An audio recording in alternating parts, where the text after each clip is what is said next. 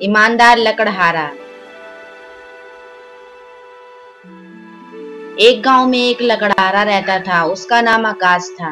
वह बहुत ईमानदार और दयालु लकड़हारा था। वह जंगल में जाता और लकड़ियां काट कर लाता और उसे बाजार में बेच दिया करता और वह अपने घर का पालन पोषण करता।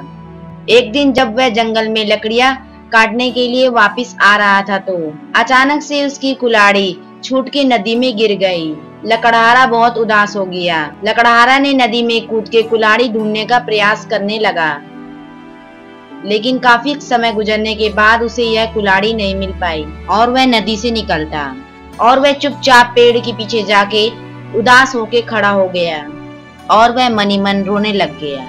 तभी अचानक से वहां पे जल देवी प्रकट हुई और उनसे पूछा, क्या बात है, तुम इतने उदास क्यों हो? लकड़हारे ने उत्तर दिया, मैं इस नदी को पार कर रहा था, तभी मेरी कुल्हाड़ी हाथ से फिसल के नदी में गिर गई। जल देवी ने कहा, तुम यहीं ठहरो, मैं तुम्हारी कुल्हाड़ी लेके आती हूँ। और जल देवी नदी में चली गई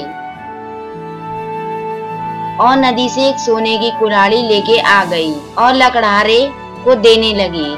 लकड़हारे ने वे कुल्हाड़ी ना ली और लकड़हारे ने कहा, यह मेरी कुल्हाड़ी नहीं है, मुझे मेरी कुल्हाड़ी चाहिए।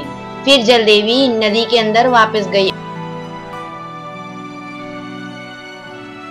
और नदी से चांदी की कुल्हाड़ी लेके आई और लकड़हारे को देने लगी। फिर से लकड़हारे ने मना कर दिया, यह कुल्हाड़ी भी मेरी नहीं है। फिर से जल देवी वापस नदी के अंदर गई और नदी से उसकी लोहे की कुल्हाड़ी लेके आई और उसे देने लगी। लकड़हारे ने खुशी खुशी से अपनी कुल्हाड़ी ले ली। इसकी ईमानदारी से जल देवी बहुत प्रसन्न हुई और लकड़हारे को सोने और चांदी की कुल्हाड़ी भी दे दी और लकड़हारा तीनों कुल्हाड़ी लेके घर की ओर चला गया और फिर से वह पहले की तरह जंगलों में जाकर लकड़ियां काटने लगता और उसे बाजार में बेच दिया करता।